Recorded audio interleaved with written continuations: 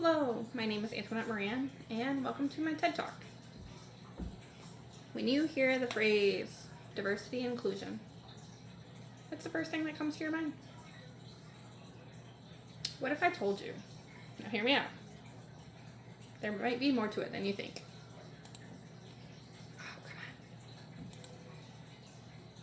on.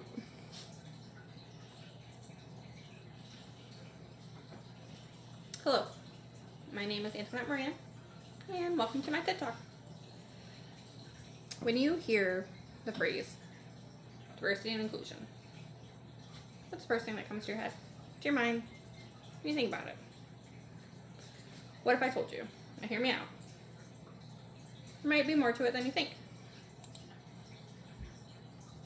As leaders in this room, to be the best leader you can be and make the most out of your team, let's just have a talk about it for a little bit.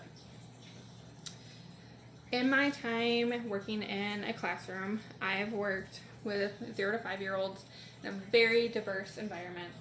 I've had the pleasure of working with families of all different cultures and backgrounds, languages, ethnicities, and even sexual orientations. I've also had the pleasure of being one of God's children in this massively diverse world. And I think it's time that we talk about what we can do today. We're going to talk about some of the traditional views, push for something new, how this can help you as a leader.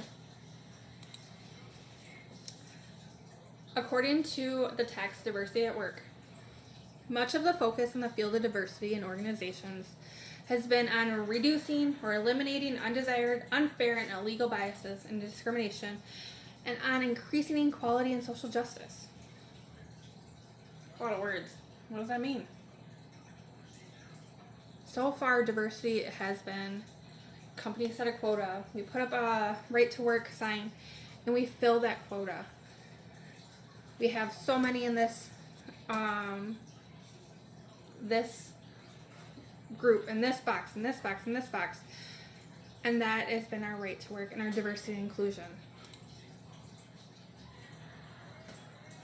But what does that mean?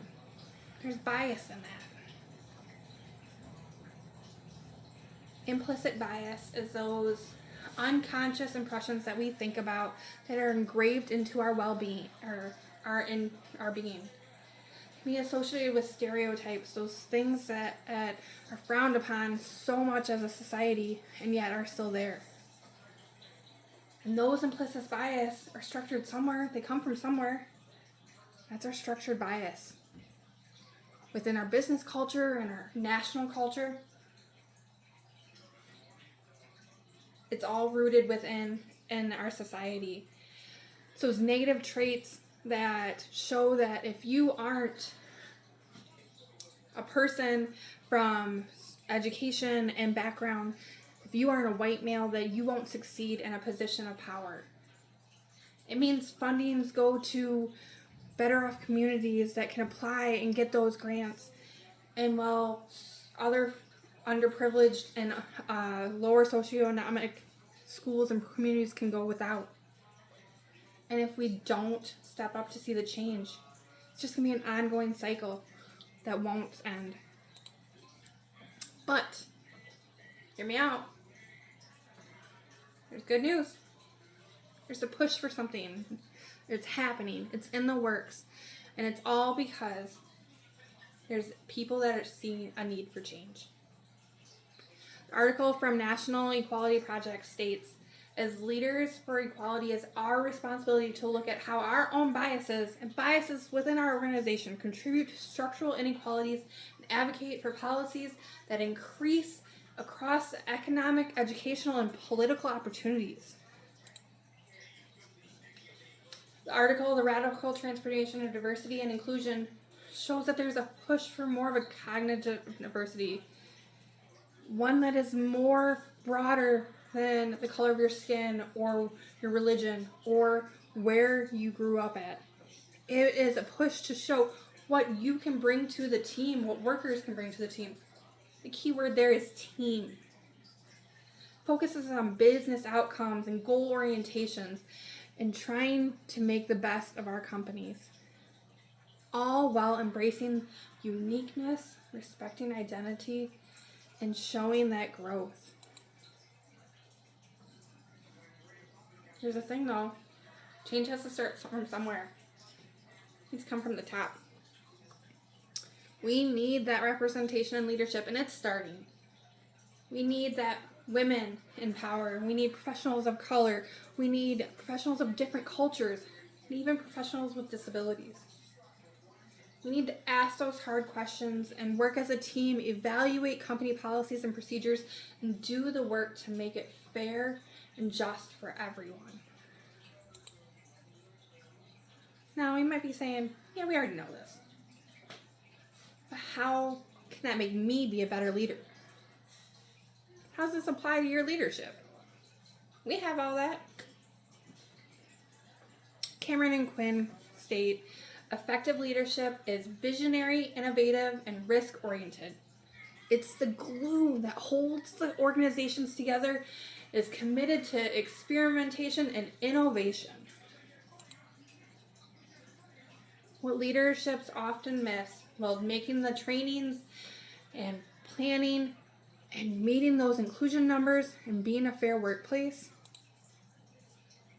is they have to know that inclusion starts from within. You have to work inwardly, and when that comes from the top and is promoted throughout your group and your business, we are able to know that our own bias are a product of our environment. And we know that is deep rooted into our beings. And we know that when we work on that, we can begin to look at others objectively and see it from other people's point of view, and not just what is from my point of view. Knowing that this is not a linear path. It's always evolving as employees change, as policies change, as regulations change, as our world changes.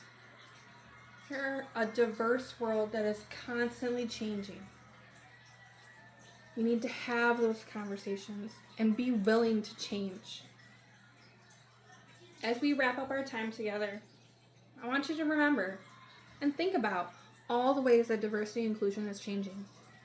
From our traditional views that have made so much progress, to the push for change and something new, and the development that is going to bring this world to great lengths, and what you as a leader can do to help bring those changes. As we wrap up our time together, we are all a part of that same box. We are all God's children. We are loved equally by Him. So I want you to think about this. I'll leave you with a question.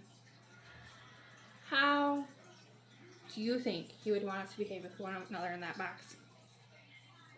Thank you for coming to my TED Talk.